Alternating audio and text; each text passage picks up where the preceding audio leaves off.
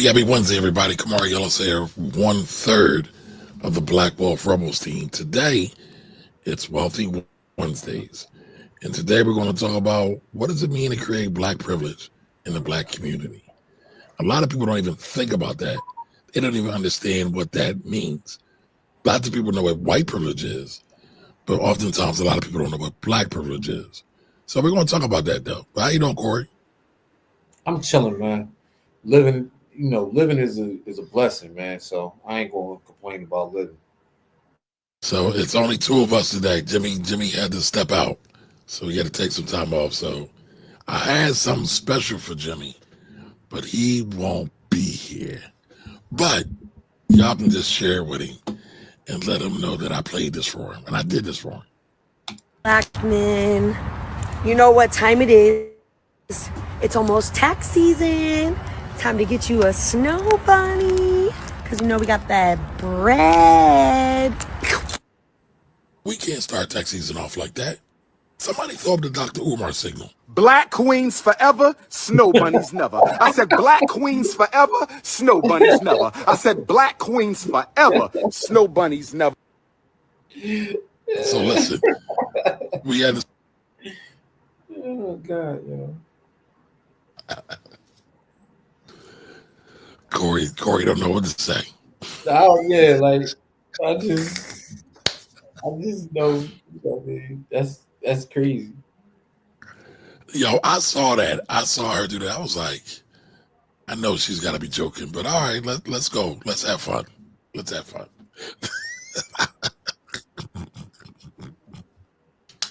Yeah, she was flagrant with it.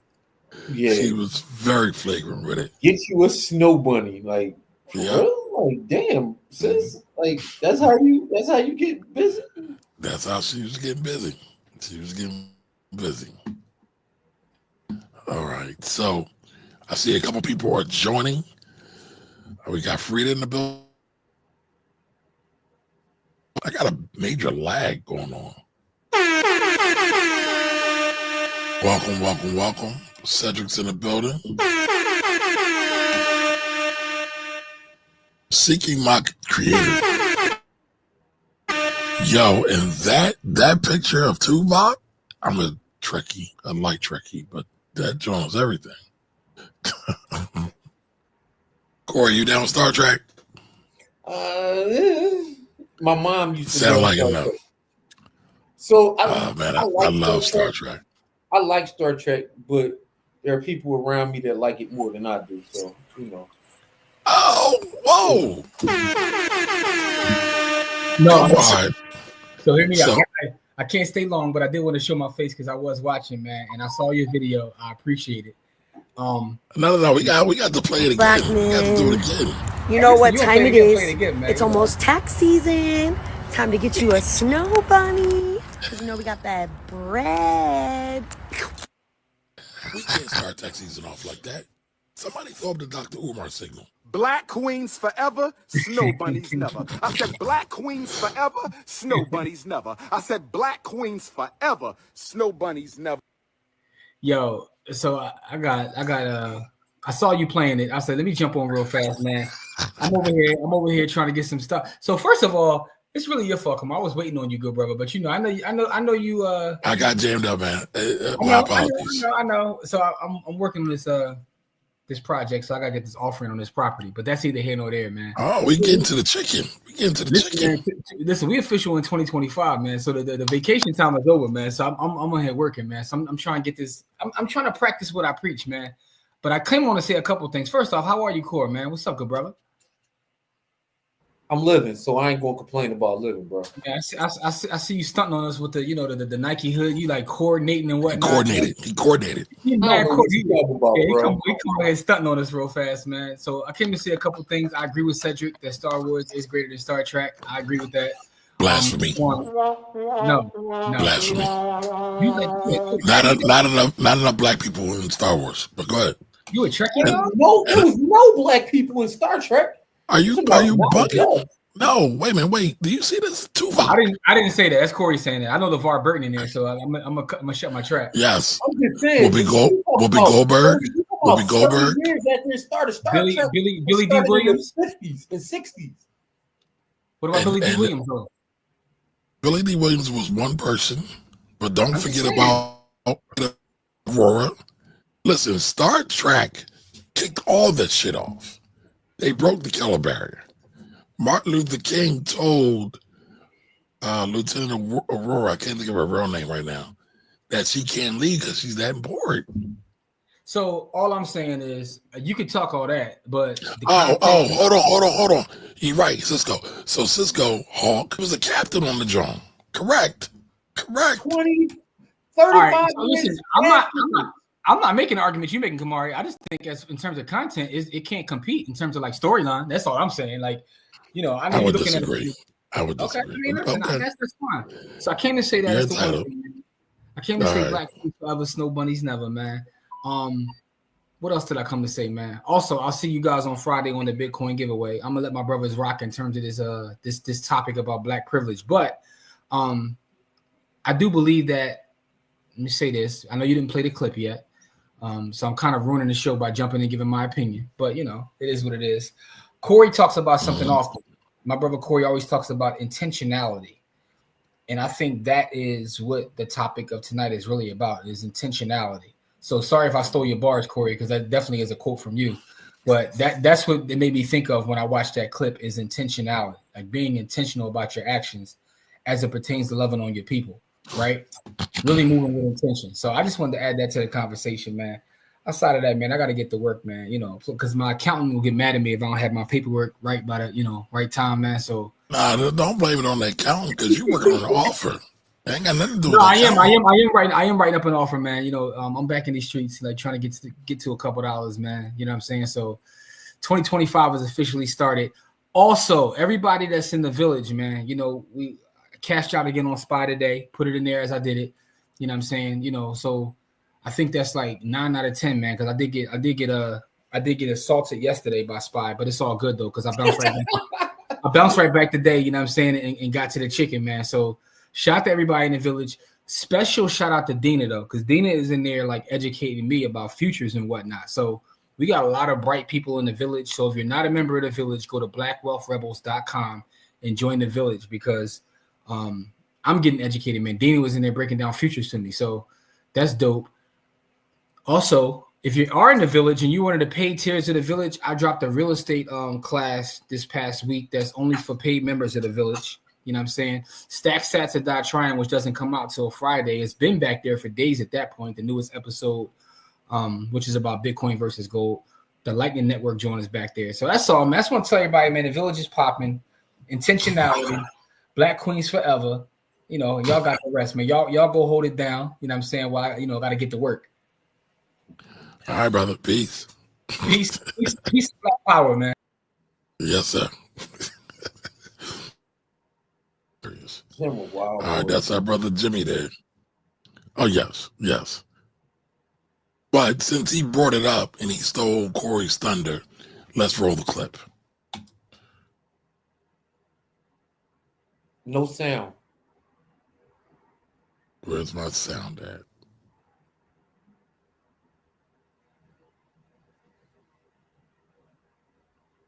Uh-oh. Something's wrong.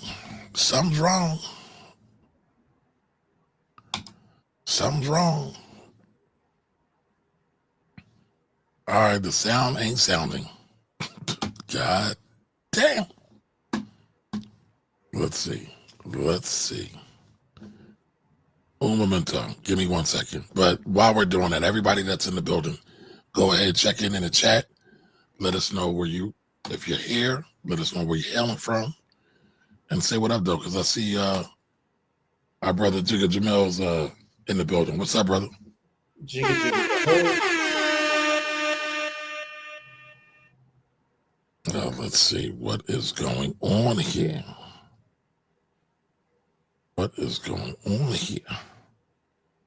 That's mad disrespectful.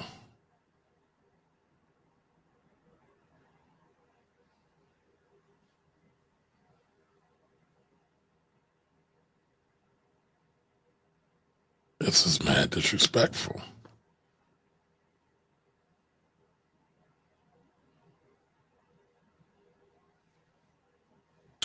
Let's see. Let's see. Let's see. Nope. Nope. Working. So bear with me 1 second, y'all. And while I'm working on that, let's get to this. Let's get to this. To try to, like, when we network up, and it really is about networking across, like, who's next to you, who's struggling, who's in the trenches with you, who's just as hungry as you are, and those are the people that you need to build with. It's not about, like, finding, hitting up, like, calling Tyler Perry, like, how can I work with you, calling Ava to be like, how can I be on? It's about calling your college mate. It's about calling your coworker and saying, hey, you trying to do this? I'm trying to do this project. And literally every project that I've done, every friend of mine has been in some way, shape, or form, because I needed them, because they were just down. They didn't, they're not even part of the industry in many cases, just to help me make it work. And I would do the same for them in a heartbeat. It's just about, I guess, passion and hunger. In creating the first episode of ABG, of Awkward Black Girl, like, I had to pull so many resources together, and I had to hit up, a couple of random people just to try to put this story together. And then even in the brokenness of not having an editor and editing it myself, trying to tell the story because I couldn't afford to get this shot that I wanted or go to this location that I wanted, and piecing that together, there's so much creativity in brokenness. Like, brokenness will have you making it work. And Now, I love that clip. I love that clip because I do think there's a lot of creativity in brokenness. Not brokenness, but not having a whole lot of money, because that's where it makes you dig deep into your creativity and bring out something different that ain't nobody seen before. And we've seen that time and time again in Black culture. Everything from food and cuisine to jazz, hip hop, rock and roll, and soul. Everything. Everything. All right, so I had to get my clip all over again. It's always something, y'all. It's always something.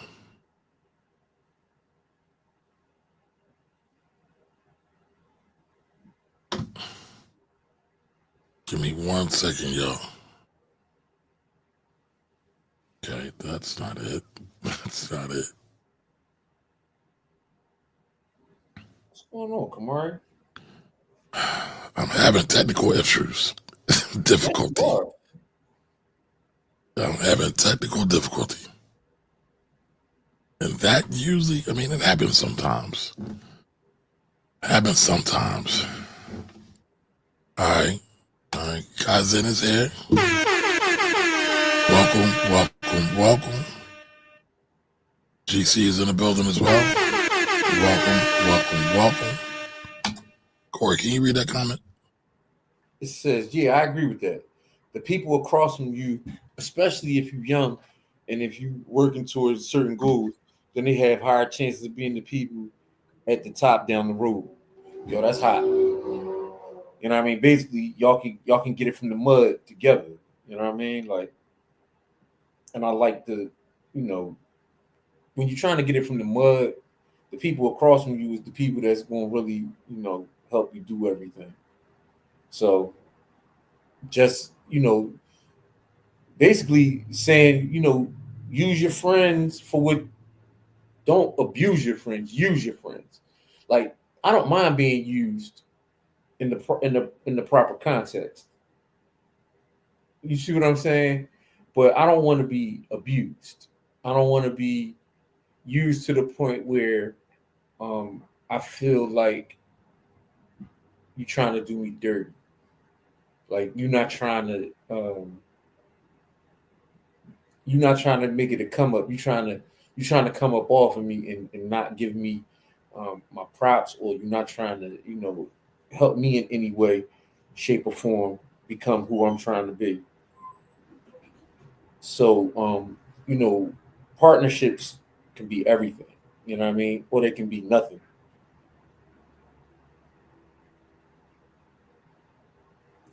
So,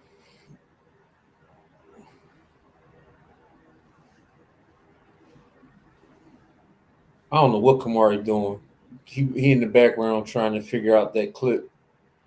But I don't like being exploited. I don't like feeling exploited. I don't feel like partnerships should bring learning and understanding to both parties, or they should bring money to both parties, or they should bring something to both parties.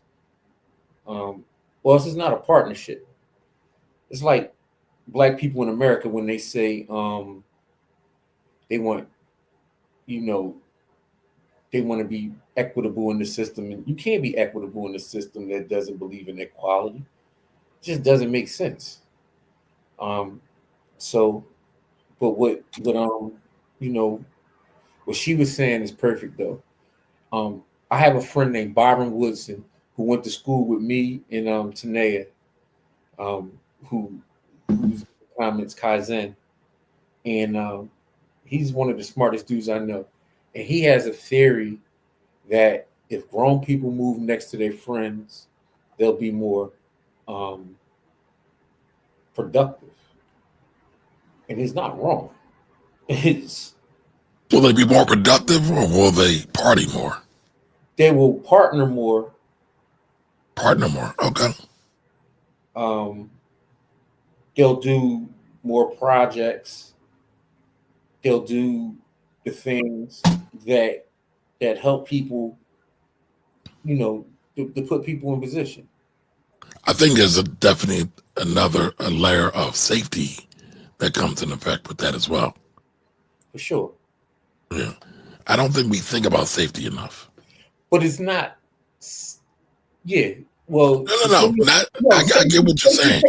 Because my thing is, we've had communities and we built communities, but they didn't think about safety, right? Because if you don't protect it, you don't own it. Anything you can't protect, you don't own. Correct. Because basically, the person who owns it is the person who could take it from you. So, that just is what it is. Black people, and I'm calling out everybody black. All right, I finally got the clip. We got sound. Kamari found the sound. Got sound. Oh my goodness, y'all. My apologies, everybody. But before we get going, Farida says exploited. Yeah. Cedric says networking is great, but sometimes it's challenging to find people who share similar interests as an introvert. Well, I'm an introvert, and you got to find your village. And it's funny, right, Cedric, because I actually understand your pain. Because the world is an introverted world. Like the world is built off being introverts. They expect everybody to be introverted, to be like, hi, how you doing all the time. And that's not what it works. But also, most people don't really understand what introversion and extroversion is. Because nobody is 100% introvert and nobody is 100% extrovert. And most people don't even understand, like, where does your energy come from? That's what introversion and extroversion is about. Do you get energy from people? Do you get energy from solitude? Most introverts get energy from solitude. Most extroverts get energy from people. And then, nobody is 100% one thing. So, all right, this last one, GC, then we'll get back to it. I also think that a lot of people aren't as introverted as they think. They just may not be interested in convos being had around them. And That's so that, right. But there is one thing about introverts that they all say. Introverts don't like small talk for the most part. At all. And so if you're not their people, but when you're just, regular schmegular, or if they're not in the mood for it, it can be really rough and can be awkward. Yeah, that can get ugly. Because as much as we talk trash, I'm probably the most introverted out of all of us. Like, I'm not shy, but I'm introverted. Like, I don't really like to be around people too much. Like, I have to set my energy to be around people. Like, I don't have so my introversion is more like, if I know you and I'm comfortable with you, then I'm not introverted at all. There's no introversion at all. But around people I don't know, I barely, I'm not real talkative because I'm not really I'm not, maybe it's the Philly in me, but I feel like it's being kind of weird in jail to be talking to people I don't know. Like, huh? I said maybe it's the thug in me. I was quoting top Tupac lyric. Yeah, maybe it's the thug in me, but I like I know I have a problem networking sometimes because Actually, you don't. no, So it's sometimes, funny. sometimes. So I don't think, I mean, we all have something, but when you get Corey out, Corey is actually a natural salesperson. And I don't mean a slimy, scammy salesperson, like somebody who's looking to bring value. And he doesn't have a problem communicating that value and saying, yo, this is where we align, right? He's natural at that. I've seen him do it a million times, and I was shocked because I've heard him say he's an introvert, but when we're in the room together, he be getting busy, y'all. I'm just saying, because the thing is, well, I mean, most of the time we in the room together, if we either working or doing, you know what I mean? Like if we out and about, I consider that work. You know what I mean? Like I'm not really, it's not fun. It's work. You know what I mean? Like if I'm out and about, I'm just saying, for me, it's not fun. I don't know what it is for anybody else, but like I said, if I'm not going out specifically to be with folks that I set out to be with, then I don't consider that fun. I just consider that a part of it's work. It's work. It's a task. It is a task because, again, because of my thought processes. I don't believe most people are smart. And so I try to keep my energy away from that because I don't want to get dumber by being in people's presence. And so that is a fact. I'm not trying to, again, the thing that impresses me most about people is the way they treat other people. And so I try not to treat people bad. And so one way to do that is to not be around them a lot. You know what I mean? Like, that's a fact. That's a fact. Well, hold on, Corey. Let me ask the people a question. So you already know we're going to talk about black privilege. What do y'all think black privilege is? Put that in chat for me. Tell me what your thoughts are about that. But I want to play this clip. Let's go. Let's go. Us as black people, and I'm calling out everybody black, we have to create our own black privilege. We have to. It's non-negotiable. What does that look like? I was on a plane sitting first class. There was a little girl walked by me. She had a backpack on. She was so adorable, and she just kept staring at me. And I said, "You are so pretty." And she goes, right, she looked away. I said, "No, you are so pretty." And then I heard her ask her mom, like, about me sitting up front, right? What that means. Her mom said, "Oh, that's first class." And she said, "Mommy, why we can't sit here?" They're having this quiet conversation. Right. They get in their seat. I told the stewardess, "Go get that little girl." She said, "Which one?" The little girl that walked by me. She went and got the little girl. I said, "Listen, you have my seat if the mom's okay with it." The mom was like, "Absolutely." So I said, "She has my seat. Whatever she wants, order it." But my point is, I created black privilege with that. We have to start to create that. White people only have white privilege because they privilege their people. We have to start seeing our black people and privilege them. Yeah. We have to do that. That is something I'm calling out every black person to do. If you got a penny or if you got $1 million, figure out once a day what black person you can privilege. I don't care if it's your neighbor or if it's a family member. Please do that. Now, that's Dr. Cheyenne Bryant. And many of y'all might know her because there's been a whole bunch of a lot of flack between her and Corey Holcomb. She read him. Oh, okay. But they've been going back and forth. However, she's also very popular in the relationship space as well. And I thought that topic was interesting because there was also a book written by Charlemagne the God called Black Privilege. And I don't know if many of you read it, but that's our book naming of the day. But I actually enjoyed that book a lot. Now, some people don't like terms like white privilege, black privilege, but from Charlemagne's perspective he says he believes that black people have privilege just being black. And so he kind of flipped it because a lot of people feel that being black is a burden. But when you think about it, we're the dopest people on the planet. And so it's like, it's a blessing. You should appreciate it. But a lot of people don't see it that way. They don't see it that way. I mean, because of the harsh realities of being black, right? So it's hard to feel blessed when you grow up poor and you're discriminated against. And it's just hard to, mindset wise, to feel blessed unless somebody puts that blessing in me. Like me, I always felt blessed to be black because it was important to my family that our blackness was preserved. You know what I mean? Like my grandmother, old Southern woman, you know, being black was the privilege.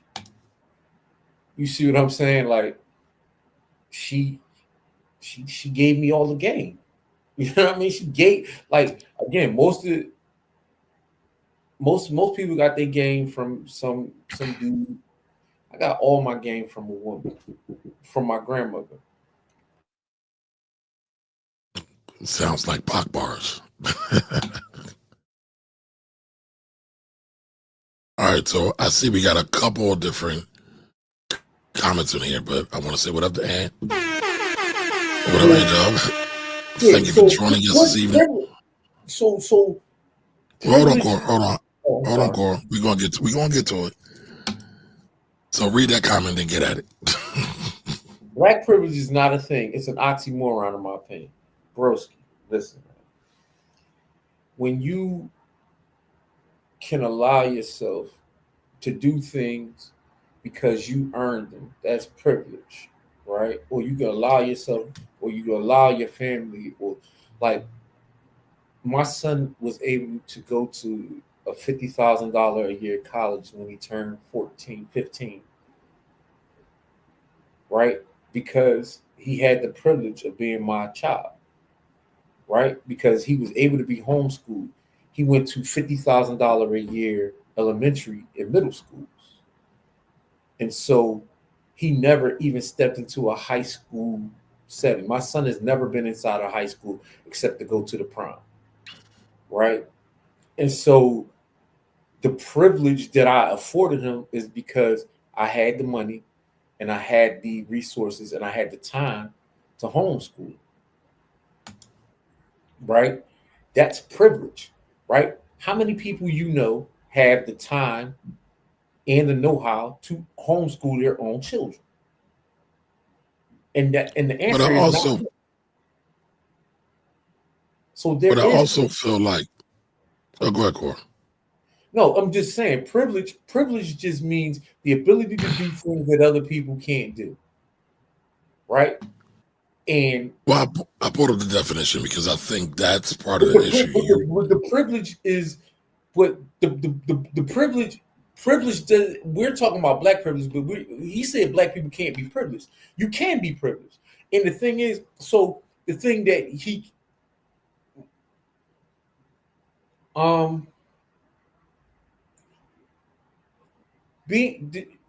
there are things that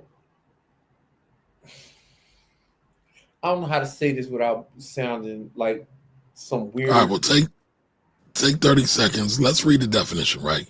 Because I feel a lot of people have a problem with that term for a couple of reasons, but one of the main reasons is they're not really looking at the definition. So I just did a quick Google search. Privilege, a special right, advantage, or immunity granted or available to any to or only to a particular person or group. So when you look at black people, right, we are the originators, we are the creators, we create the cool. That's not a privilege. That's not a special right. Nobody else can really do what we do. However, we live in a society that shows us, or tells us rather, that we're not special, that we don't have an advantage. Right? I watched the post of somebody the other day, said they don't like being called a minority. I get it. I totally get it. Because technically we're not minorities. We're the global majority. But we've been programmed and taught that to only look at things from an Americanized point of view. And then so, he said, I don't want to be viewed as a minority. I'm not a minority. So he forwent going after some grants because they were minority set-asides. And so people don't like that. But again, when you look at the word itself, I don't know. I think black folks do have privilege. I'll tell you this. There's nothing in the world that I would do for a white person that I wouldn't do for a black person first. Nothing. Well, if that wasn't the case, you wouldn't be on this show. I'm just saying, like, if there's something that I like, because my thing is, like, I'm a human, right? And so, like, if I see somebody hungry, white, black, green, brown, upside down, I'm gonna feed them, right? But if I gotta feed somebody first, I'm gonna feed the black person first. Not that I wouldn't feed the white person, but I'm gonna feed privilege. the black person first. That's privilege. That's a form of black privilege. I'm gonna feed that. So it's not that I wouldn't do it, because I don't really hate white people. I just want to be left alone. You know what I mean? Like, I don't have any hate for white people, because, to be honest, white people really never did anything to me specifically.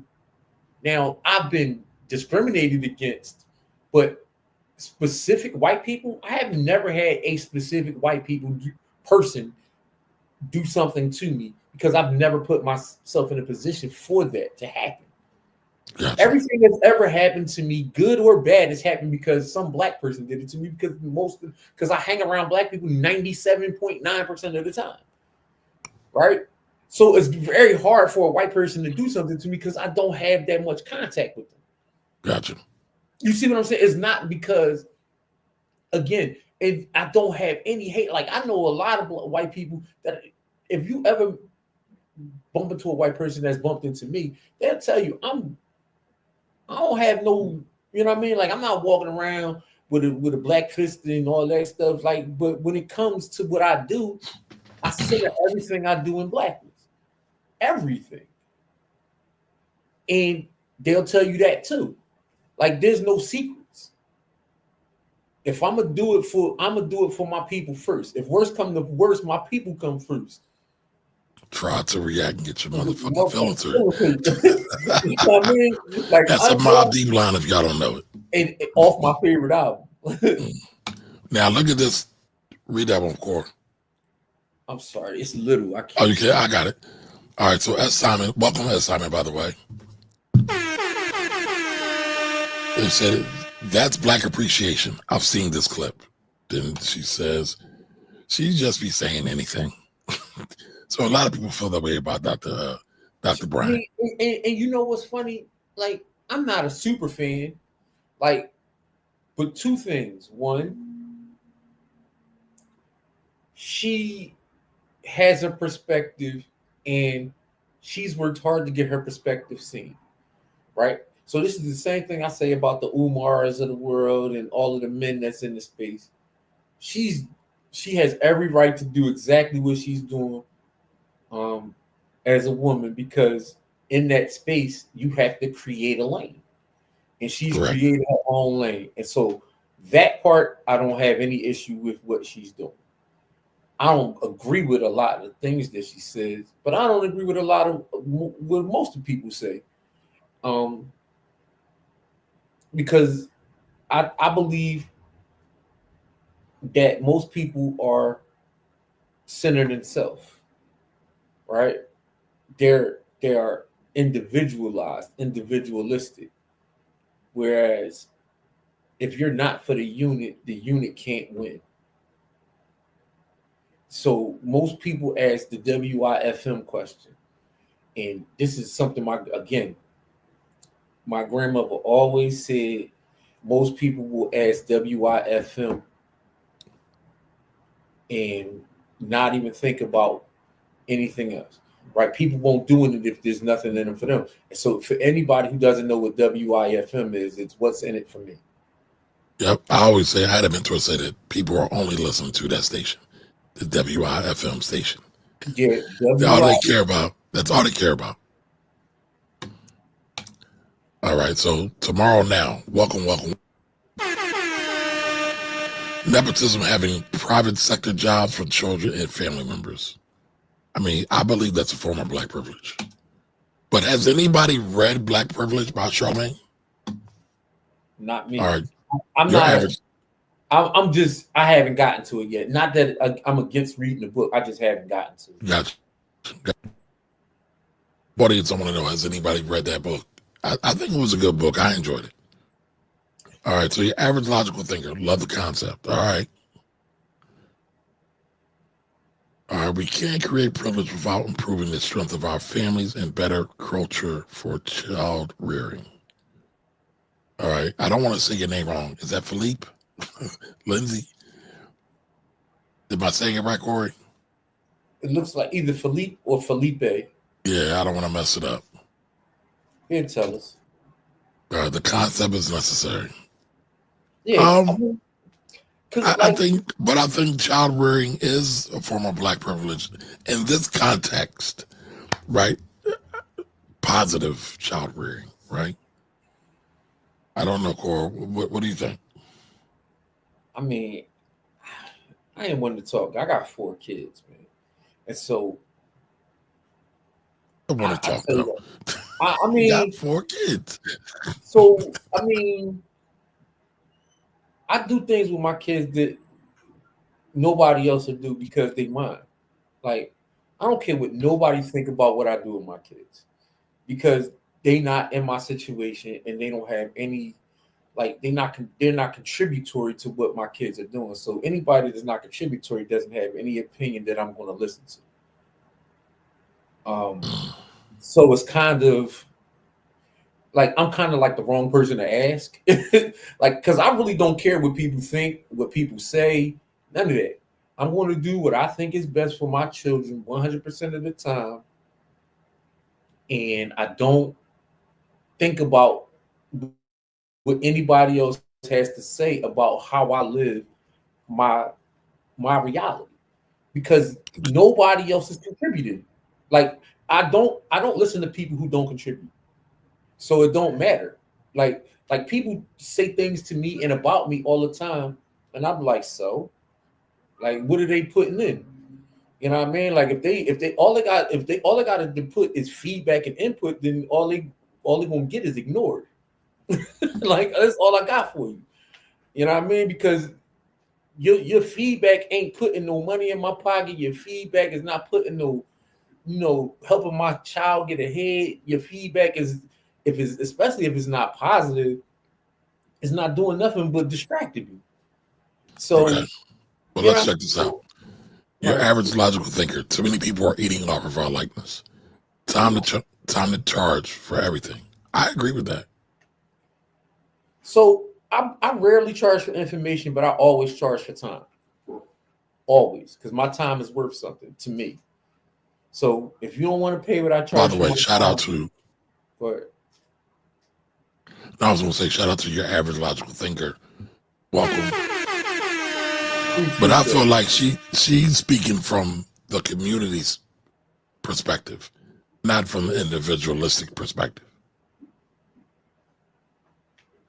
Yeah, I mean, listen, man.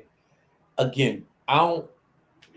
My morality scale and my judgment scale is different than everybody else because my experiences and my reading and my my education is different than everybody else. So again, when I listen to people talk, I'm not listening to the same thing y'all listening to because we don't have the same experiences, we don't have the same education, we don't have the same level of reading, we don't have none of that. We don't have, like, my experiences and my education is in kind of diagnosing what people say, right? Because I'm in the special education field and my whole job is to reevaluate and to modify behavior. And so when I hear stuff and when I look at things, I'm looking at it from a whole different lens than most people. Okay. Right? Because of my experiences. Right. So me and you are hearing the same thing, but we're not listening to the same thing. Okay. So that's what, like when a lot of people say, well, you don't think this way, you don't think that way. No, I don't. That's fine. I mean, and I want your perspective. And our perspectives shouldn't always be in alignment because what happens is when everybody's thinking the same, we're not working at our best capacity. That's the Yeah. best way I can put it. And so come on, go through these comments because there's a lot of interesting stuff in these comments that I want to react to. Okay. So we can't create a privilege with 70% single mother rate. It's disgraceful. I'm not going to speak on that. So, well, I will speak on that. Okay. I'm going to speak on it, but go ahead. I'm not go ahead. Calling black women disgraceful. That's gonna get a reaction out of me every time, bro. I don't know who you are and what you do, but if you call black women disgraceful in my presence, man, we're gonna disagree right there on the spot every single time. Well, that's fine. I got some words for Corey. And so, no, right. What he's talking about is the breaking of the family unit, and now that might not I just don't like the word disgraceful. So I'm not disagreeing that the family unit is separated and needs to be put back together, but I'm having a full on disagreement with the word disgraceful. All right. I have a disagreement. I have a disagreement with the word disgraceful as well. So here's the thing. In mass media right now, there's this narrative that the black family, all of a sudden, family structure just got broken in the 60s or 70s with the advent of welfare. But when you look at it, when we first came to this land, we were not human beings. We were not viewed as human beings, excuse me. We were viewed as chattel. We were viewed as animals. We were not allowed to marry. And our children would just be ripped from their parents' arms with reckless abandonment and not cared about. So what I want to know is, when did we ever have a solid family unit in this country? Furthermore, yeah. Well, let me finish, Corey. Furthermore, this idea of black women, right? Everybody always loves to say, well, black women are the de facto leaders in the community. Okay, cool. I would challenge you to say that black women have always been the de facto leaders in any black community since the beginning of time.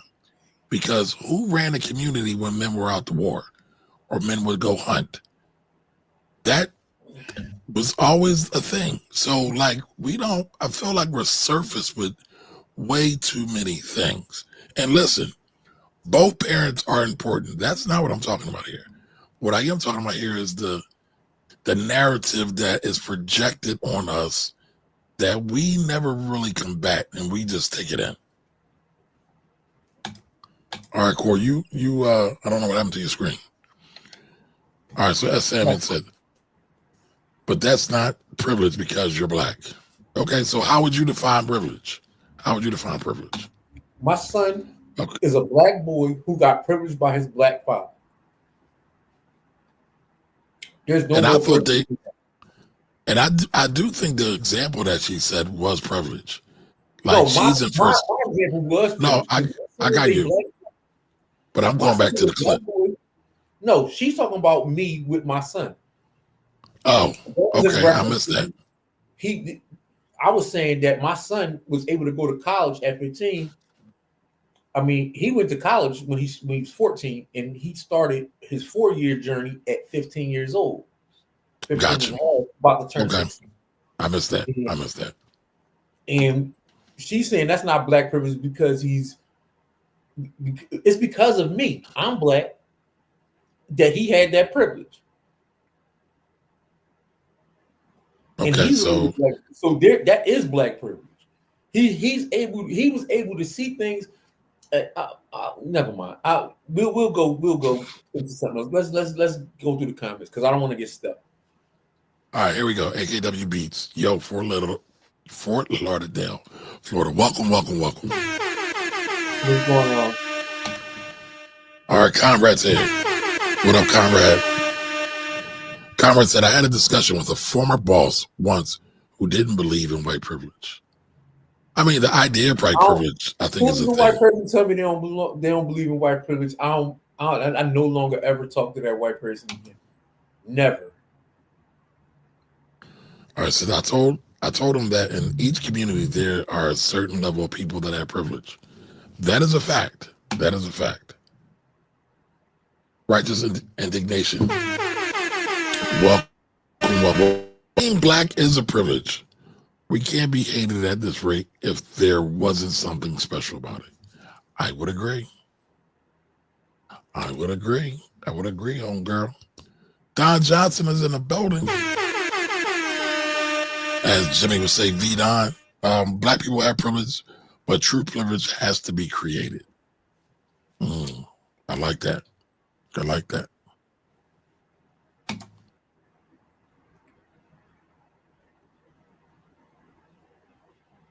Okay, Felipe, sound that word out for us.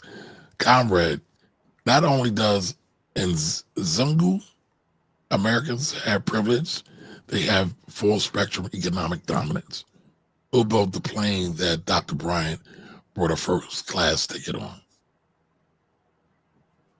I don't understand this.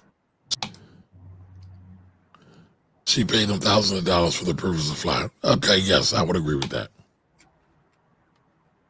All right. We can't be inferior because they wouldn't hate. They have pity or sympathy. I would agree with that. All right, as a child, I played in a tournament in a small town in Indiana. The whole town almost show up to jeer up and pull against me and my black teammates. I was 10 years old. I mean, that's real track. Yep. There's a book by David Goggins called what is the David Goggins book? Has anybody read the David Goggins book? Corey, do you know what David Goggins is? I know exactly who he is, but I'm familiar with his work, but I'm not familiar with it because I don't read any self-help books. I don't read self-help books. So I'm gonna say something that Jimmy would freak out over if I say this. Stay hard. That's his second.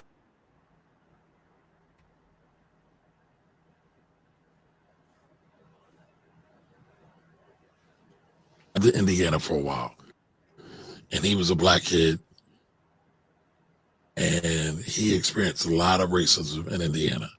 And I hear a lot of people say that about Indiana.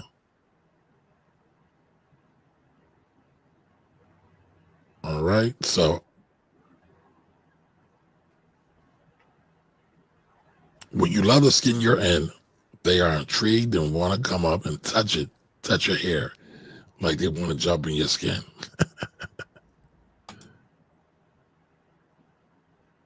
All right, Conrad says, I missed the Dr. Bryant segment, so I'm not sure what is being referenced. Don't worry, I'll play it again for you.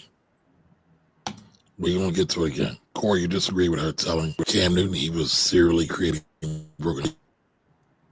I didn't when he said that. When she said that. I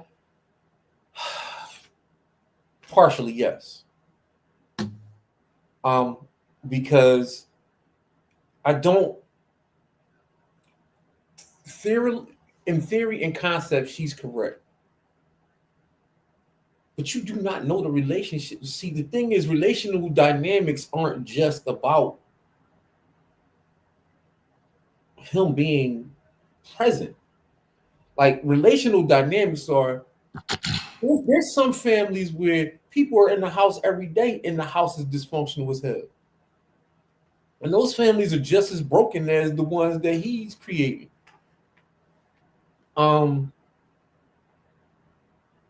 So I'm not disagreeing with what she said in theory, but what I'm saying is she isn't all the way correct because you don't know the relational dynamics between him and those women.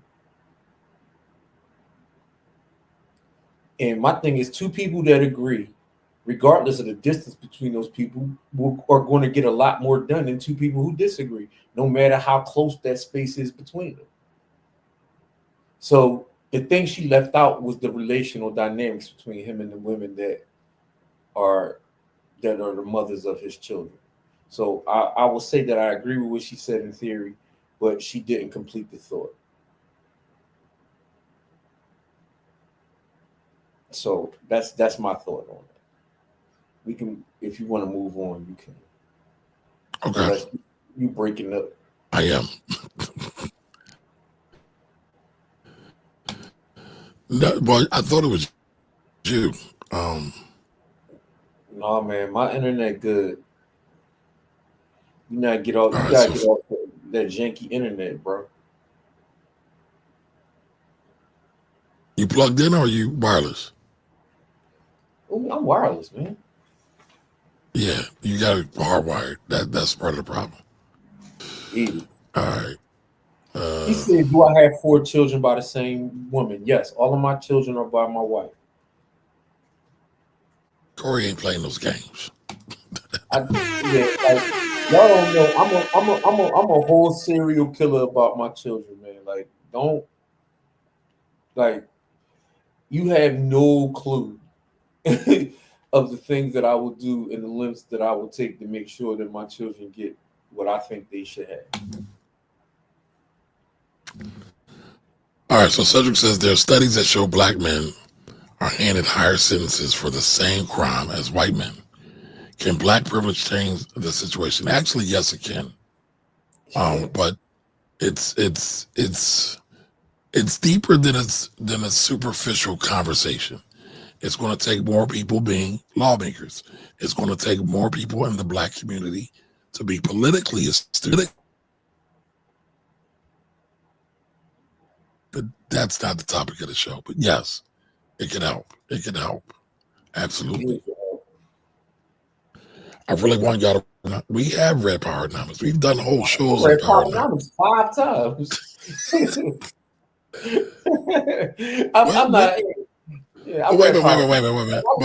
Listen, Dr. Wait a Claude minute, Corey. Wait a minute. Why do you feel we haven't read Power Numbers? What have we said to that you? would make you think that we haven't read Power Numbers. I'm just, I guess. All right, so they're talking about I don't even want to talk about the camp situation. Well, if you're not calling black women disgraceful, then I'm saying we should be marrying women.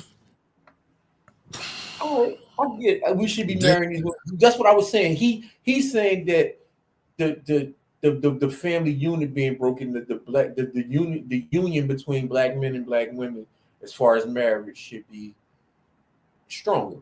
It should be at a higher rate. And I'm not disagreeing with you, Philippe Lynn. I'm not disagreeing with you at one bit. But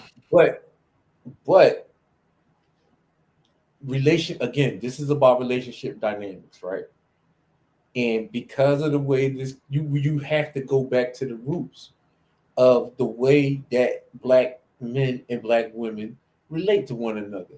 For there to be marriages, there has to be some common ground about what marriage represents, right? And it can't be the European version of that because we aren't from Europe. So it has to more fit the African version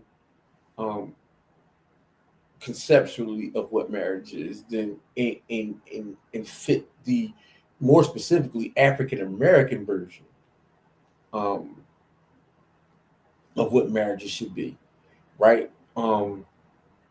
Because culturally here we've created our own subsects and cultures within the larger culture, and so we should lean more into that, right? What y'all would call ghetto, I think we should lean more into. But I'm gonna mind my business about that because some of y'all aren't as bright as you pretend to be. Not y'all in our audience, but Corey, I would love to have. I want us to do a separate show on that because I feel ghetto is what was created by redlining and white privilege. nah, man. The thing is, So that's what I said. You gotta save it. We gotta do it another time. So the term ghetto was created by that, but what I'm talking about is actions, right? There are no ghetto actions, and that's why I did the air quotes. There are no ghetto actions. There are actions that are for and about community, and then there are actions that are against it. That's not ghetto. It's anyway. I want to Oh move yeah. on again because I don't feel like lecturing. I just want to just say that a lot of people's perceptions about what's going on are ill-informed, and we need to do a deeper. Um, And that's why I said we need to have a separate show on that. yeah, we need to do a deeper dive into some of this. But this is good. It's good conversation, and those viewpoints are needed to spark the conversations and take us where we need to go. So I'm not saying you shouldn't have those viewpoints again because your experiences and your reading and your education is taking you to the place where you think that's what's going on. So I'm not saying that your viewpoint is you shouldn't have it. I'm saying it's wrong. That's all. Gotcha. All right. So righteous indignation says white men are disgraceful. They were the first deadbeat dads impregnating enslaved women. I think Yeah. she's on to something. She's cooking. She's cooking. He's talking about the root causes of things, and Yep. she ain't talking about the symptoms. Yep. Because nobody wants to talk about the root causes. All right. They said it's disgraceful. Not black women in particular, all over the situation. And that's But fine. And we hashed over that. I just want to move past that. well, wait a minute. I want to talk about it, but I don't think you can separate black women from the term disgraceful in this context. So I think that's a little disingenuous to say that it's not the situation. We're talking about black people. This show is about black folks. So I get it. I get what he was saying. He was saying about the family being I get 70% of single moms.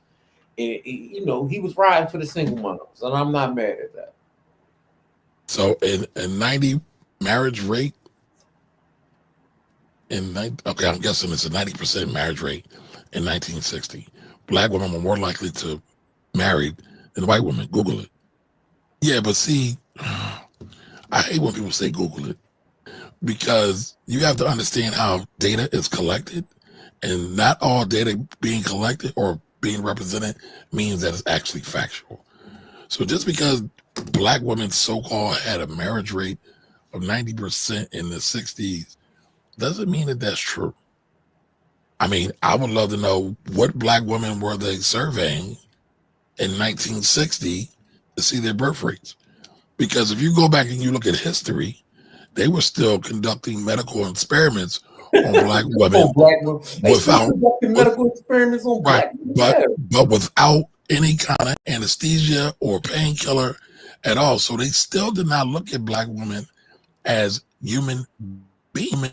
That's what I'm saying. Like, but listen. I'll go back and look at it. We can look at it. No, he's talking about the marriage rate. The marriage rate was higher. I know. I know. He corrected it. He corrected it because I definitely went and Googled it.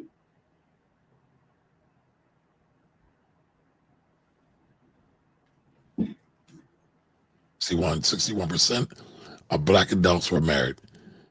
This was higher than the marriage rate for white men and women until 1960 for men and 1970 for women. I don't believe that either, but that's rock. But is he privileged because he's black or because he's your son? Both. How about both? Right. You can't separate the two. There's no separation. CT guy. Yeah, what's going on, CT? What's popping? All right. However, marriage rates for black Americans have declined sharply since 1960. By 2008, the marriage rate for black Americans have dropped to 32%. Well, part of that was because government sent black men to jail, but we don't want to talk about that. We don't want to. You want to talk about government programs and right and infiltration, and when you got a generation of black men where we're 13% of the country and we're 50% of the jail population. So how can we get married? You talking about taking a whole subsection of men that were available to get married and putting them in jail cells. Anyway, this again speaks to symptoms and not causes.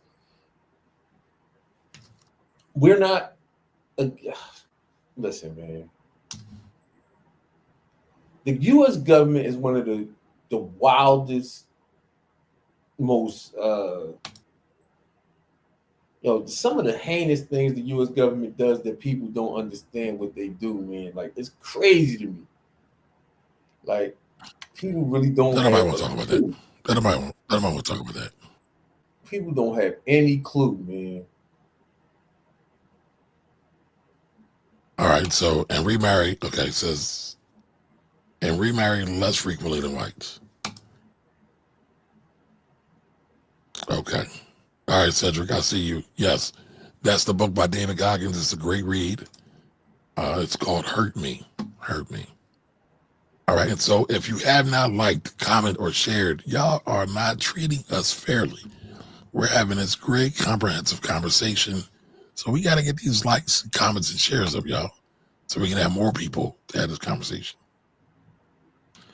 All right, so, right, can't hurt me. Everybody says it can't hurt me. So you don't think you. Okay, I'm not sure. Can't break me. I'm thinking it's about they talking about the book that David Goggins. Yep. I'm not sure where that's coming from. Oh, need help. No, I got you. Not you, Corey. You can't make this up. Most offended and the least shamed. Well, so what? First of all, welcome. You can't make this up. All right, welcome. Oops. Welcome. I'm not sure what you mean by most offended and least shamed. All right, you can't build privilege with the married. We have at least $250K per kid. We got to marry more and stay together more. So I'll say this. Marriage is a contract. A lot of people use marriage. And again, me and Corey are legally married. No jankiness, right? But marriage is about commitment. And so whether you're committed and under the laws of God, under the state, as long as you're committed to one another in the family, whether you're married or not, I think that's more important than the actual title. But, I don't know.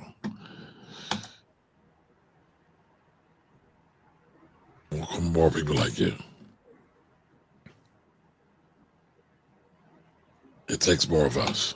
Okay. So y'all have a problem with black privilege.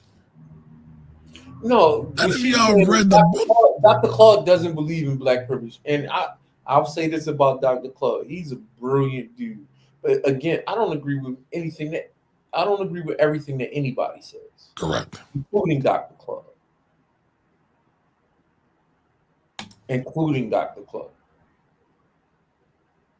I don't agree with everything that anybody says. Dr. Anderson will tell you over and over again, there's no such thing. Okay. Congratulations to him. All right, you can't make this up. Everybody elected in major cities are black. What are you talking about? Mayors, police chiefs, DAs, etc. Well, listen, I literally have been treasurer for many current elected officials. Yep. What you say is true. But the next question I want to ask you is, how many black people are financing their campaigns? So it doesn't matter how many black people you have in positions when most of the black people in those positions are funded and controlled by white money. But again, y'all don't want to talk about the real stuff. Yeah, it's dirty. Those black politicians are just black faces in white spaces. And what I just said is not to say that I don't believe in voting, because I do. It's nuanced. Yeah, it's wild though. Like, because my thing is, it's a system. So even if you come in with the greatest and goodest intentions, the system will work in every single way to protect itself. The system is built to protect itself from the likes of people like you who want to change it. All right, so I'm starting to think there isn't enough supply of racism in America for the large amount of demand. I don't know what that means. I don't even want to begin to think because that sounds wild as hell. Correct. Okay. Dwayne, welcome. So many levels where ghettos come from. Italians dissing Jews in Italy. So technically ghettos actually came from Poland. But ghetto is an Italian word, but I don't want to get too in the weeds. And there it is a lot of levels. I will agree with that. There are a lot of levels. And thank you for the $2 super chat, Dwayne. Thank you. Right. Well, these are the kind of conversations I do feel we need to have. So thank you for that.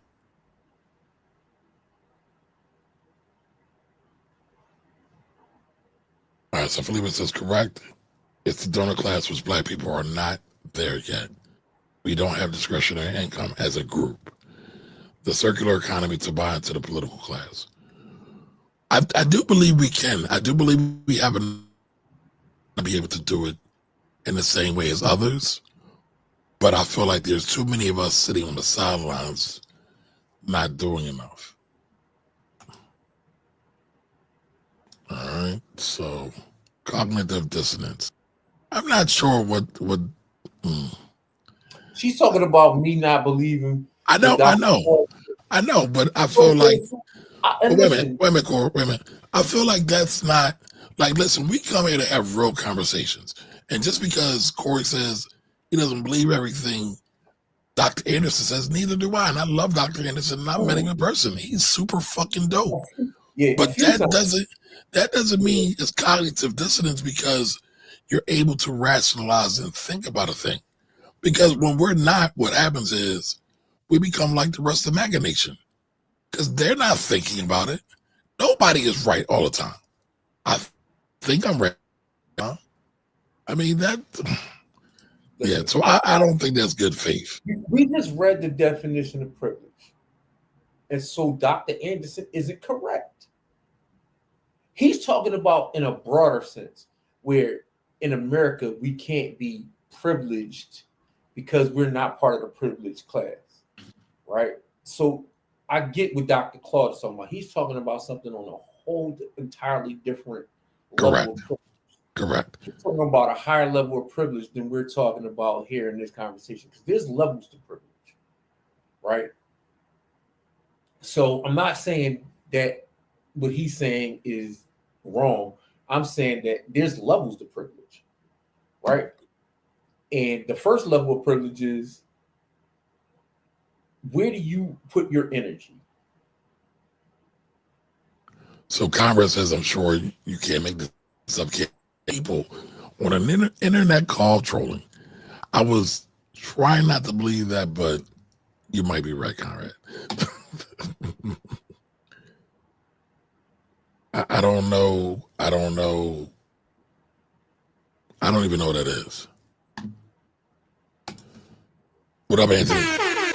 Welcome. Right, and Black privilege doesn't exist based on that definition. Because it said immunity. So you're saying we're not immune to anything. I might have to agree with you about that. I might have to go look at that. But what I'll say is this. A privilege is multifaceted, right? And like I said, it has levels. And so it's about intentionality and energy. Privilege is about intentionality and energy. And that's what I think that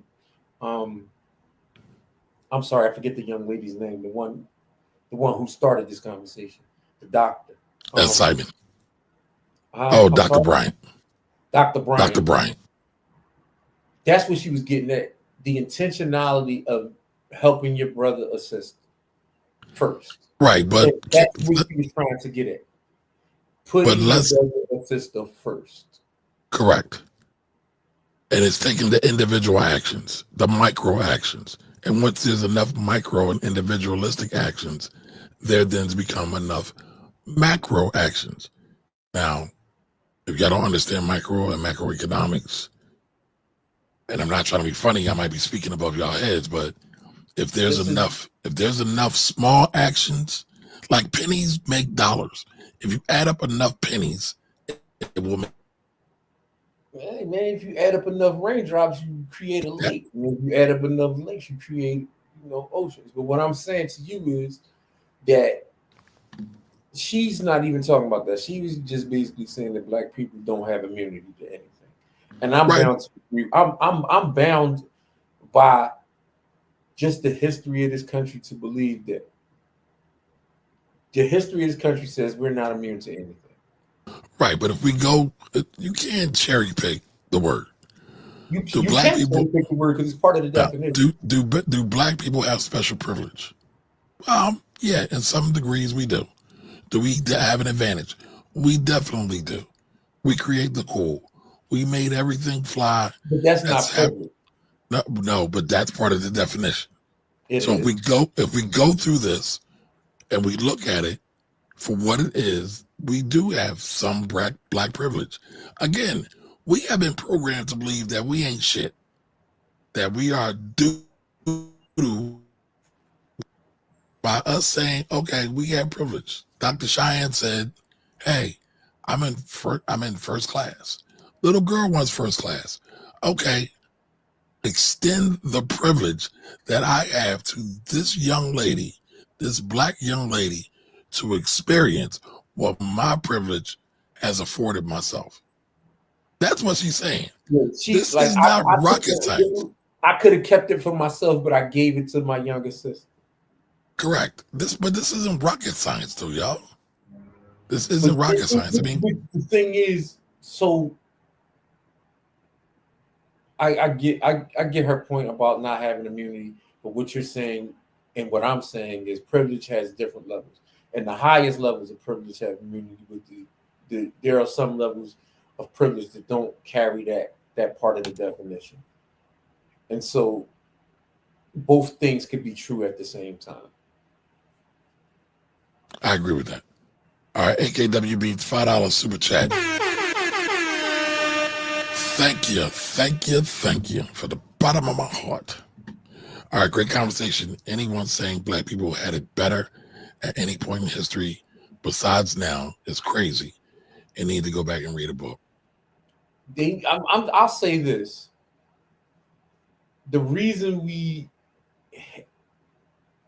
are regressing because what the people who fought for the rights that we have now, their work wasn't continued. And so right now it's being destroyed. We dropped the ball. We definitely dropped the ball. Collectively speaking. Yeah, we definitely, and my generation specifically, dropped the ball. Gen Xers, because we're the tweener generation where we saw everything that happened in the old school, but we've also seen every advance of technology. Correct. And we were young enough to take advantage of every advent of technology that's come out in the last 35 years, right? Like when all of this stuff started popping off, I was a teenager. So I've seen and been able to take advantage of every piece of technology that came out in the last 35 years. So I get it. You know what I mean? Like, but we didn't put this generation that was behind us, which were the millennials, in a better position. And that's partly because I won't make excuses. We just didn't do it. It didn't happen. So All right, so Felipe says we can create and should create black privilege. But let's work on building stronger families and family-owned small businesses to grant privileges to our people. I'm with you. Well, I would agree with that as well. And so I'm not disagreeing with stronger families. I'm not disagreeing with building stronger businesses, right? Because again, those things create more privilege. So I would agree with that. Now, Corey, I got it. Well, Corey got it. I don't get it. I got it. He got it. But I'm very much black first. in all things, but it has nothing to do with privilege. Okay. Shout out to you for that, right? Being black first in all things. All right, Don Johnson says, I don't think any race has immunity solely based on race. Have you seen this current president-elect? But is black privilege equivalent to white privilege? I don't think it should be measured that way, in my opinion. But I'll say this. I think black privilege is greater than white privilege. White privilege didn't create the pyramids. White privilege didn't create mathematics. White privilege didn't create writing. White privilege didn't create speech. White privilege didn't create science. What did? So, I mean, that's how I see it. I could be wrong. But that's how I see it. All right. Felipe says, Dr. Bryan was right again. A lot of people pick on her because she is saying a lot of good stuff. I would agree with that too. I said I don't have an issue. 100% agree. Go ahead, Corey. I don't have any issue with Dr. Bryan. I just, again, I find it very hard to agree with relationship advice because relationships are interpersonal, and so it's kind of difficult to give relationship advice if you haven't watched their interactions. Like, my job is to watch interactions between humans. You see what I'm saying? So it's kind of, when people give relationship advice without having been in, like, when they be sitting up on stage and they be, just spouting off at the mouth about relationships that they have not seen or have not, they have not seen the interpersonal workings of. It just seems weird, because I literally go into communities, go into schools, and observe behavior. You know what I mean? Like, it's been my job for 20 years. So she's a doctor. So I got a question for you, Corey. She's a doctor of psychology. You don't think she has enough hours of studying There's no amount of study hours that beat field work. There's no amount of study hours that beat field work. I don't think that I can speak on any relationship that any two people have if I have not seen them relate to each other with my own eyes. So I don't speak on most. That's why I don't really talk about the relationship people have with other people. Like, you never hear me give relationship advice, because if I haven't seen those two people relate, because if I don't believe that I'm qualified in a proper way to talk about the relationship that two people have if I have not seen that relationship. That's when I'm talking about what happens with white people, because I don't know the interpersonal workings of what happens, because I don't have that experience. I don't have that interpersonal experience. That's why I only talk about black people, because all my interpersonal experiences, all of the things that happen in my life that are meaningful to me, happen with black people. And so I'm an expert about interpersonal relationships that happen between black people. I can observe those other. If you put me in a room and sit me in a room for a few hours and give me a notebook or a notepad, or I take my phone and boom, I can give you 10 pages of notes about the interpersonal relationships of people and how they act and react to each other in the room and why they're acting, because now that part I believe she can give advice about, right? Like I said, what she was saying in theory wasn't wrong. She does not know the interpersonal relationships that this man has with those women. She hasn't been there. And like I said, two people that agree can get things done no matter the distance between them. And no matter how close two people are in distance, if they don't agree, nothing will get done. And that's all I'm saying. She was incomplete in what she was talking about. It's really that simple.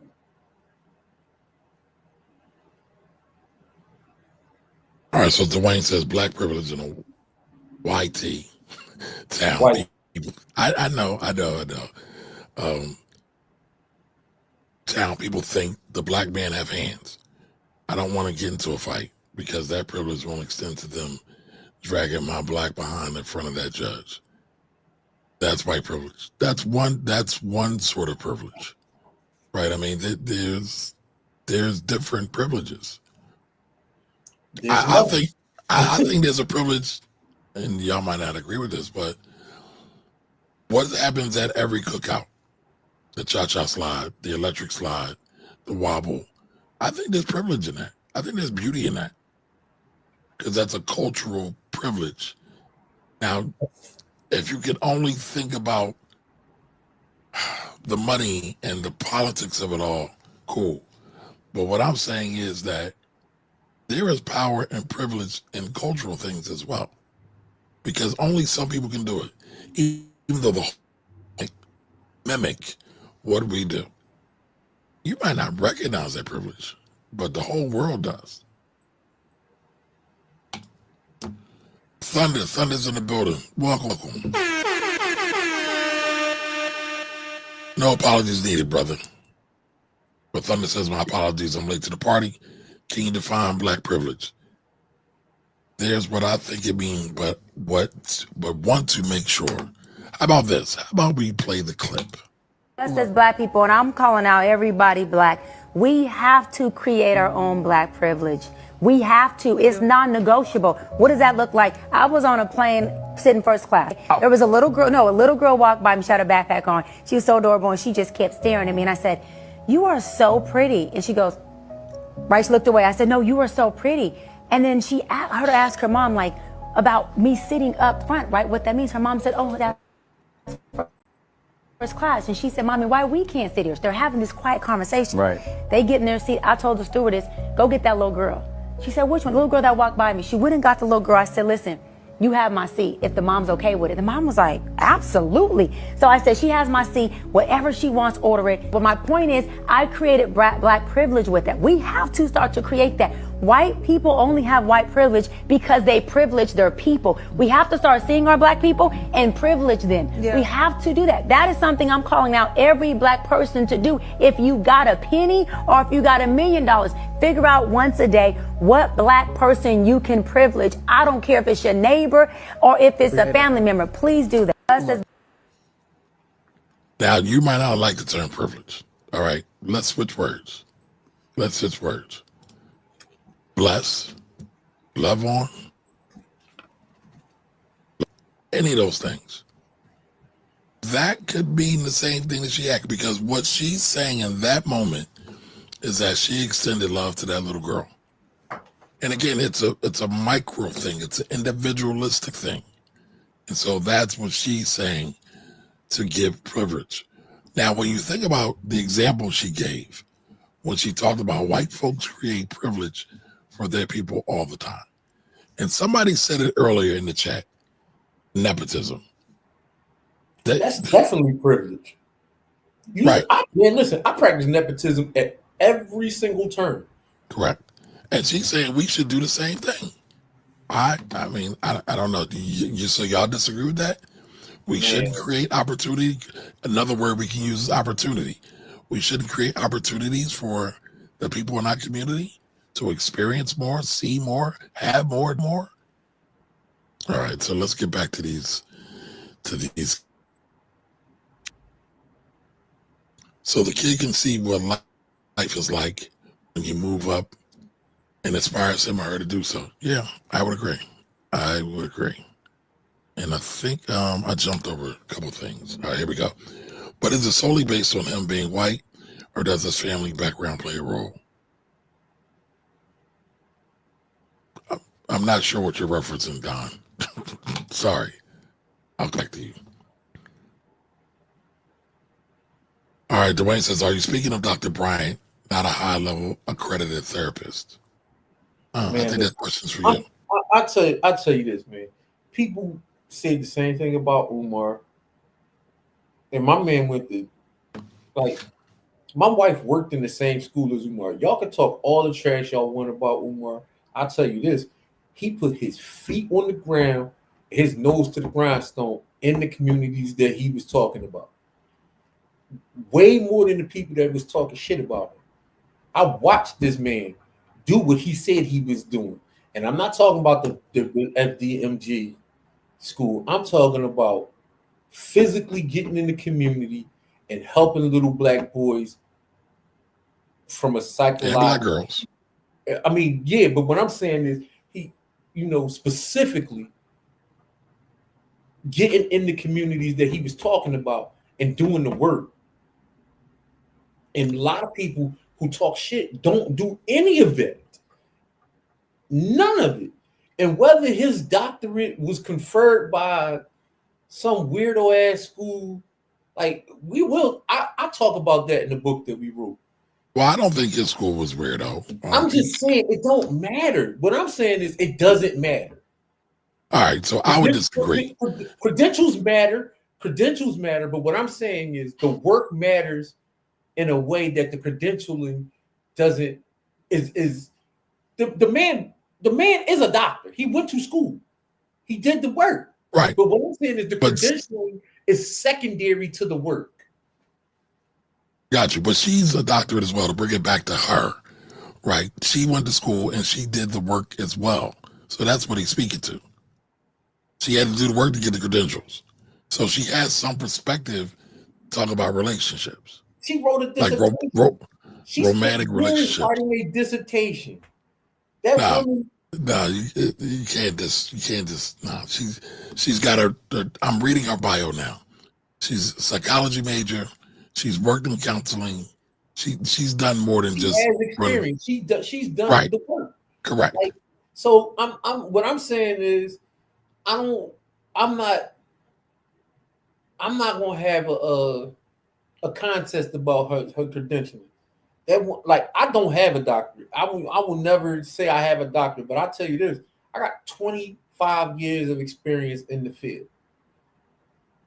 So you can say that I'm not qualified because I don't have a doctorate, but I spent. I don't think that makes you unqualified. No, but some people will. I don't even have a master's degree.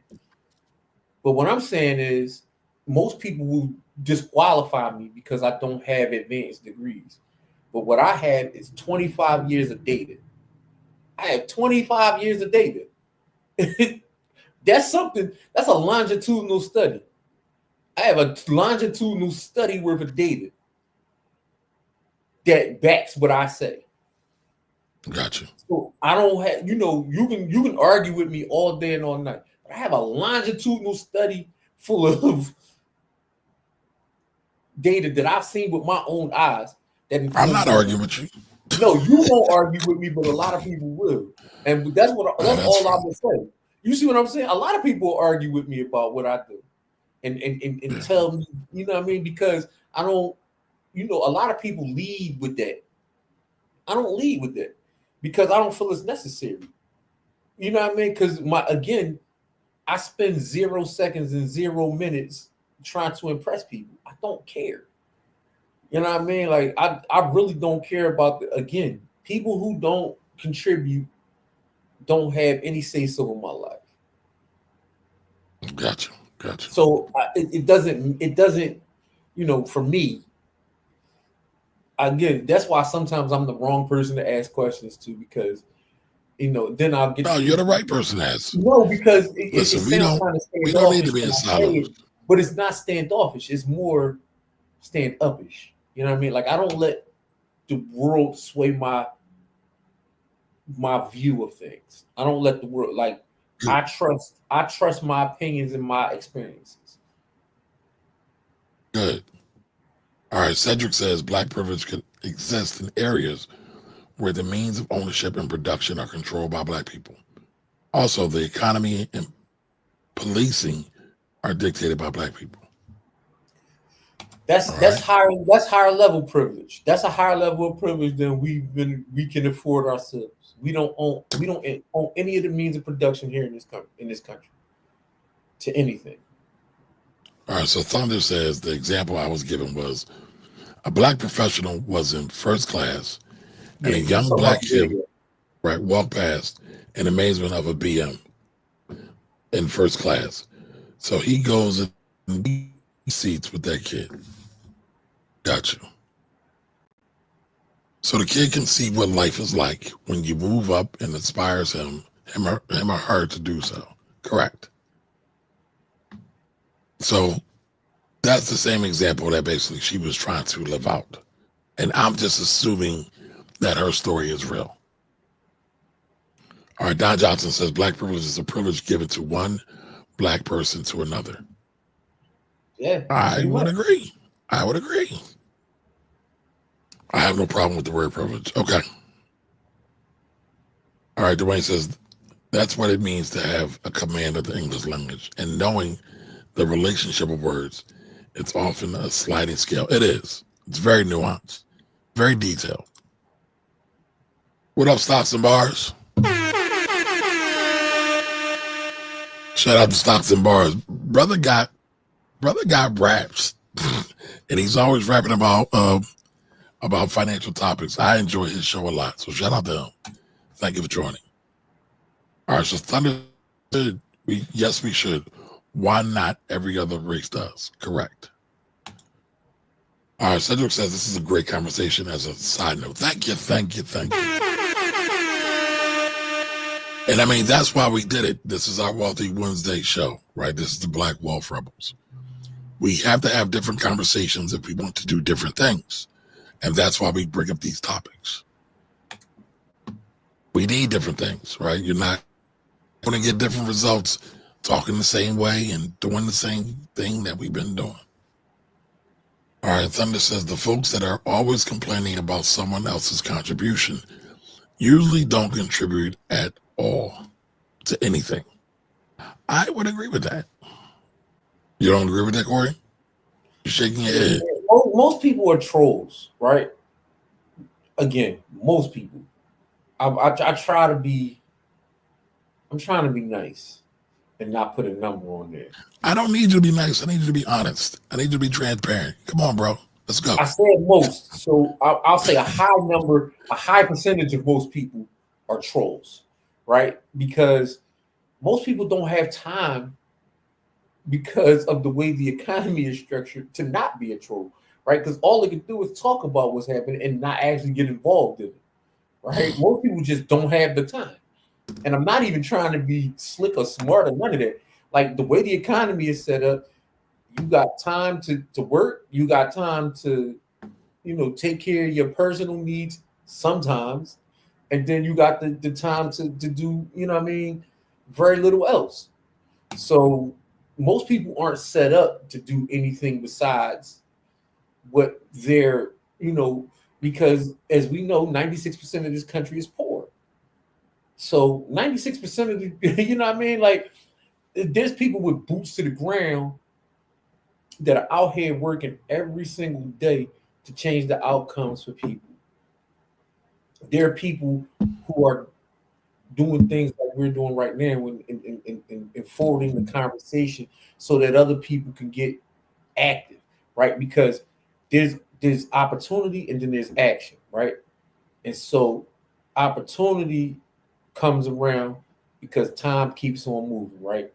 But it's the action when the opportunity comes around that defines whether or not people are about what they talking about or people full of shit, right? And most people are full of shit. I'm just saying, like I just got.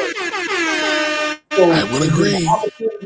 Because my thing is, we've offered hundreds of opportunities for people to come out, right, and do things with us, right? Me and Jim used to literally go to people's houses to teach about stuff. We were going to libraries around the city for free to do this stuff. We run a summer camp that we've run for 8 years, and we've had 10 camps already. We did 10 camps in 8 years where we teach children. We've done multiple what do you call those where you go to the business all the black people go to the business to support. Oh, cash mobs. We've done like 40 cash mobs. I know I've done. I don't know if Jim has been at all of them, but we've done a bunch of cash mobs. Like, we about that action. And so a lot of times, like, again, I like, because I don't want to sound snobbish. I like, because I want to treat people with the respect they deserve. But I gotta also be honest. Like, this is why I don't really talk on the internet, because I got low opinions of most people's actions. I just have a low opinion of their activity. So I try to stay off the internet because I don't really want to be, known as that dude. But it's just weird to me how people, again, because I watch interactions all the time, and to watch people interact in person and then to watch them interact on the internet is like, it's like weird to me, because I interact so much in real life that when I get on the internet, it just seems like bizarro world. Well, Because it is bizarre. there are things that people won't say in real life. You couldn't pay them $1 million to say some of the crazy shit they say online. In real life, you couldn't pay them. Like, people be out here really talking reckless and crazy, and half the time, never mind, man. See, I was ready to say something absolutely out of control. So anyway, just be mindful that the internet is a real place that's not a real place. I would agree.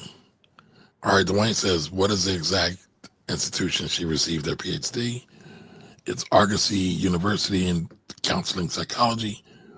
I mingle with many people with gold leaf calligraphy on that piece of paper. It's talking about all the initials behind people's names. Many just regurgitate the lessons Corey's alluding to. Not alluding, that's what he's saying.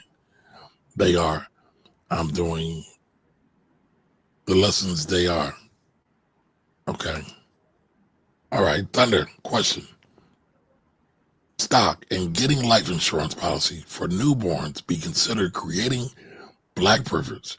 Every year on those newborns' birthdays, I purchase more shares of stock for them. So I would say yes. Absolutely, yes. Salutes to you.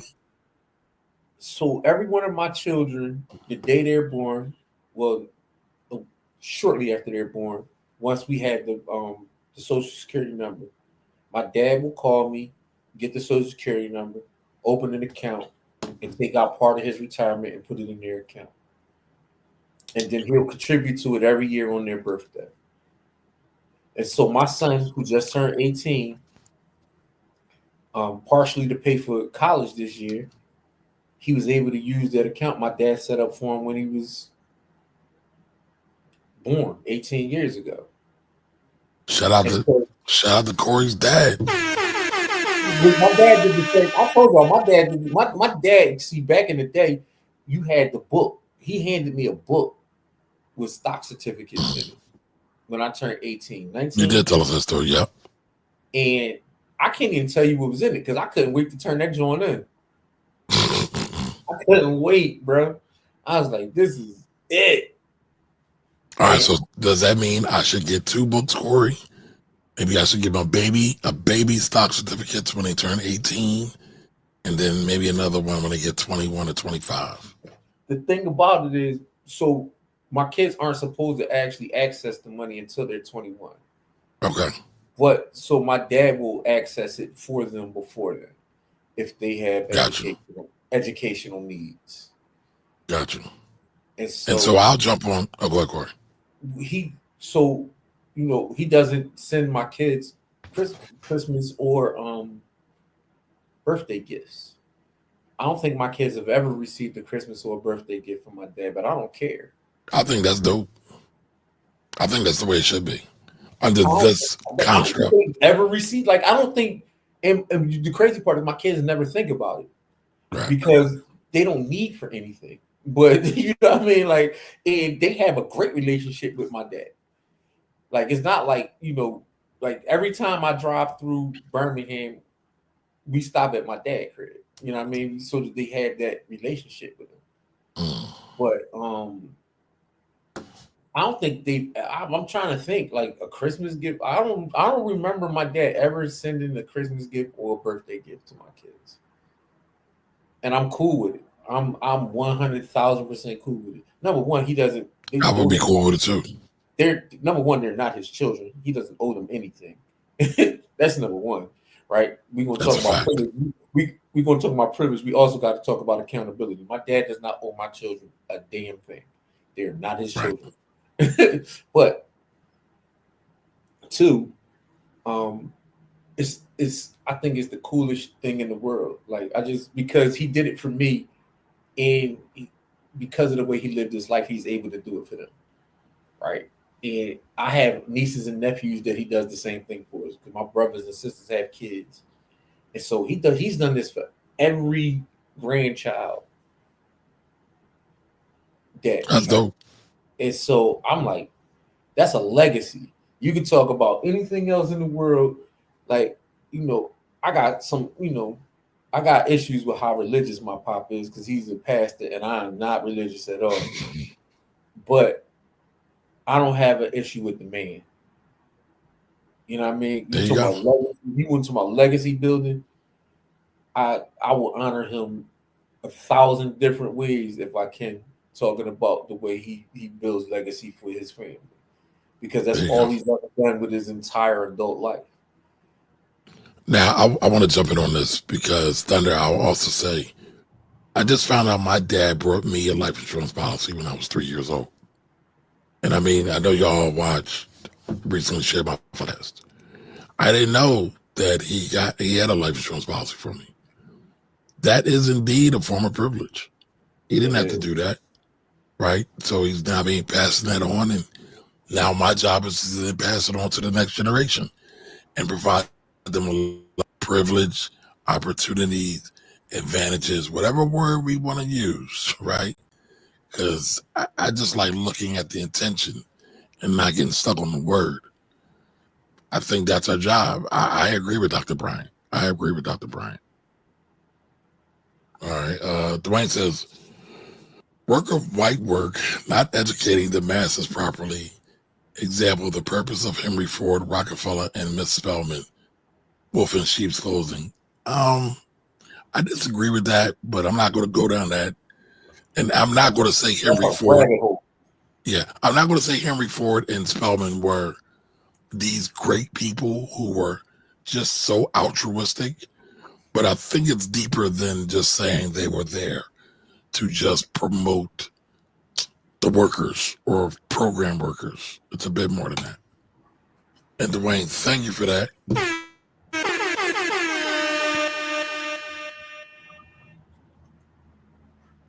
I don't know what you mean. Sorry, my comments may not be very in depth.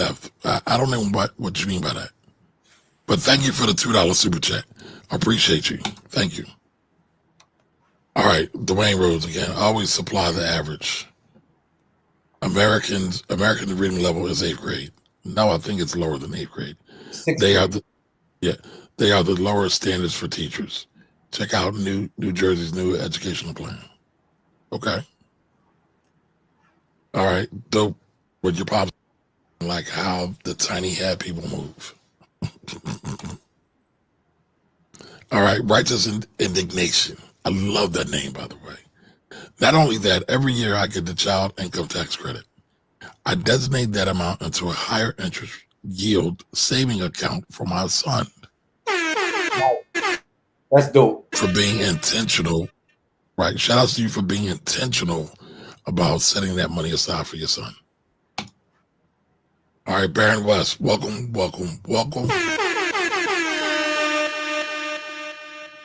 Is Black privilege the prioritization of economic and social resources into other Black people by Black people? I would say yes. That was the point of the video. That was the point. Investing in ourselves, loving on ourselves, believing in ourselves. All that matters, y'all, in my opinion.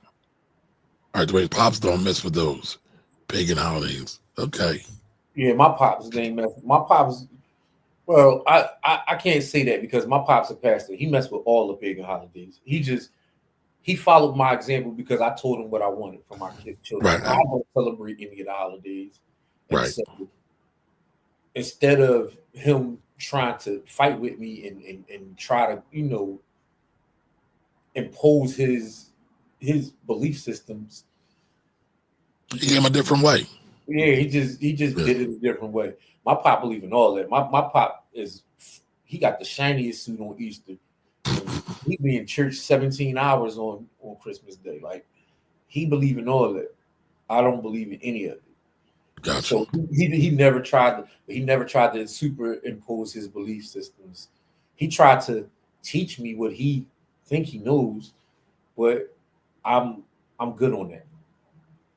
All right, so Righteous Indignation says, during the year, I keep a little cash on me, and from time to time, I break any dollar. I put the ones and fives of those loose change in his piggy bank. Dope. Nice. I do the same thing.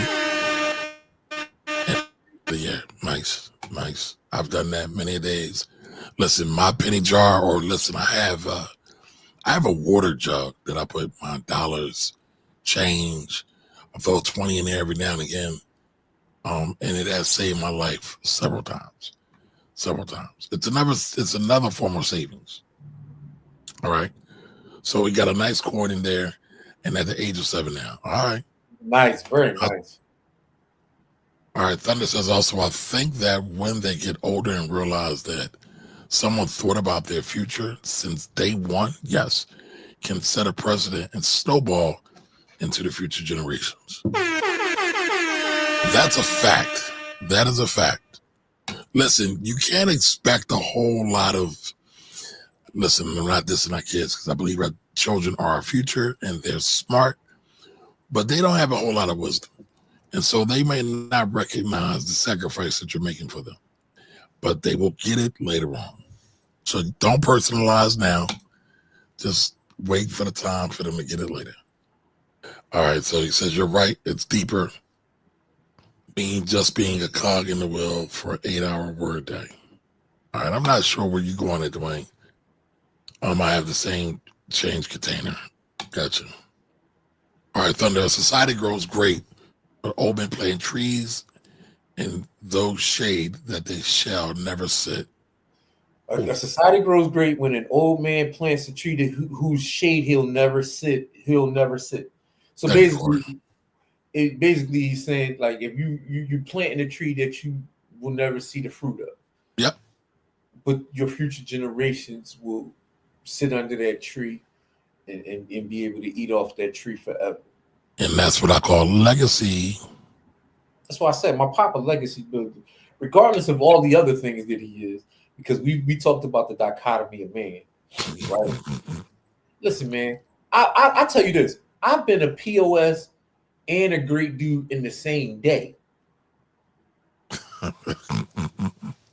I mean, absolutely. Listen, man, I can tell you stories about how I planted trees and gardens for kids at Martin Luther King High School during the day, and that same night I was at night on Broadway. I mean, I don't see anything wrong with that, though. Man, listen. I don't see anything wrong with that, but let me read this comment by Don. Don says, I'm stacking the bread now so I can pay for my niece and nephew to go to college. Yo, Don, that's commendable. That's legacy right there. Bastards in the building. Black privilege is loving what you see in the mirror so much that the sacrifice to lift others like you is the privilege.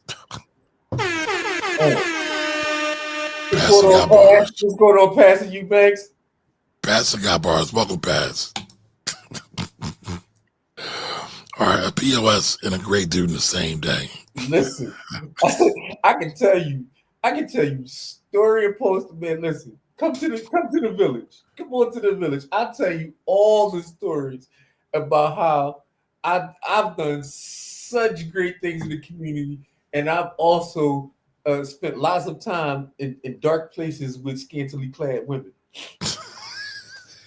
I mean, but the two are not mutually exclusive. They are, bro. They are not. They are the way I did them. Pause. Pause.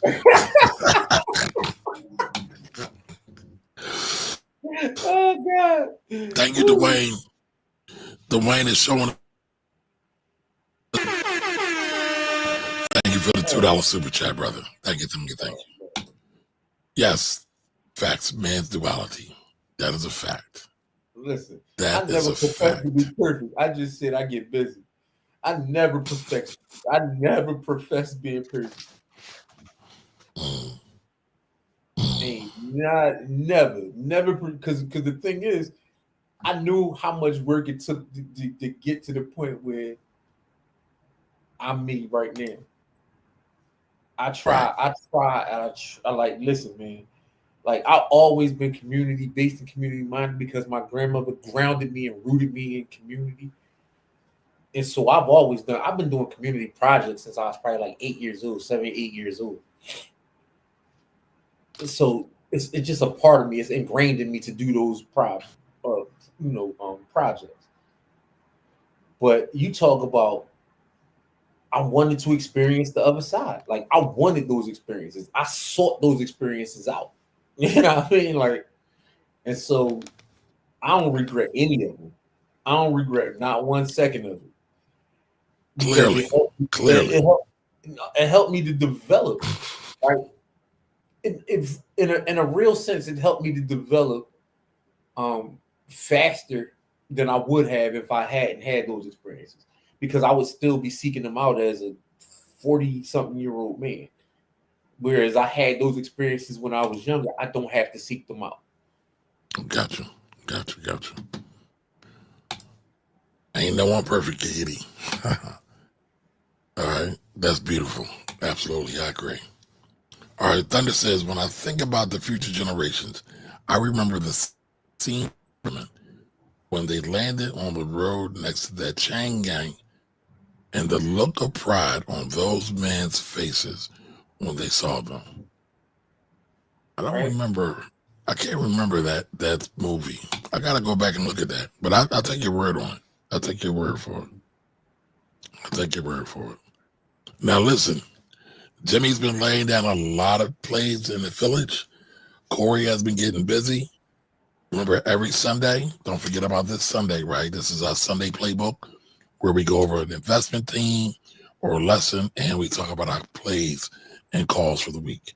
So don't forget about Sunday at 10 a.m. If you have not registered for the village, you're missing out. You're doing yourself a disservice. It's free at the lowest level. There are paid tiers where you get more. When you pay more, you get to play more. So come on to the village. The privilege, exactly. All right, Pastor says the duality of man is nothing more than a coin with two sides, but still has one value. Ooh. All right, Pastor. Hey, Pastor, have you been writing these over the years, man? Or are these just like off the dome? He's a pastor. These I know that. somewhere. But that don't mean that it's not inspired in the moment. Or again, some of them are. Yeah. I love it. All right, y'all. That's about it for us tonight. Listen, I believe it. I don't know if y'all believe it. If y'all don't want to say black privilege, that's fine. Say black love. Extend black love to somebody that you know and also somebody that you don't know this week. Tomorrow, get started. Because that's how we make change in our community. By spreading love every day. That's the black way. All right, Corey, you got anything before we go? Love each other enough not to do nothing stupid to each other. That's all. You know what I mean? Like, again, I try.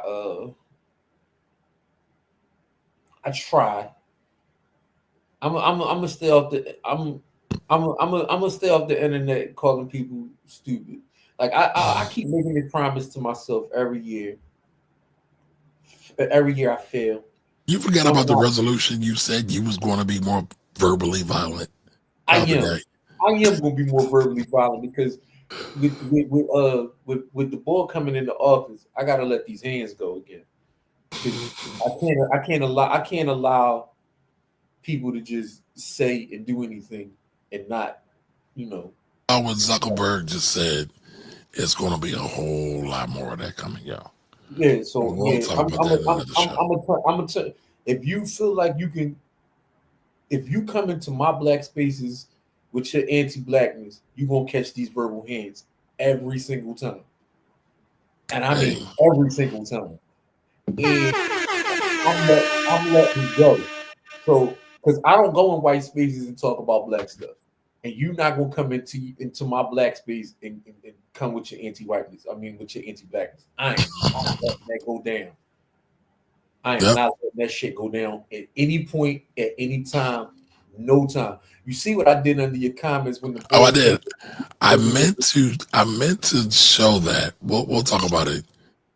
You see what I did? I came in them comments and I told them straight. I came with the barrels out. So listen, Corey always T-words. Corey straight got on my post and was like, "You had the temerity." Yo, listen, I don't have it in front of me right now.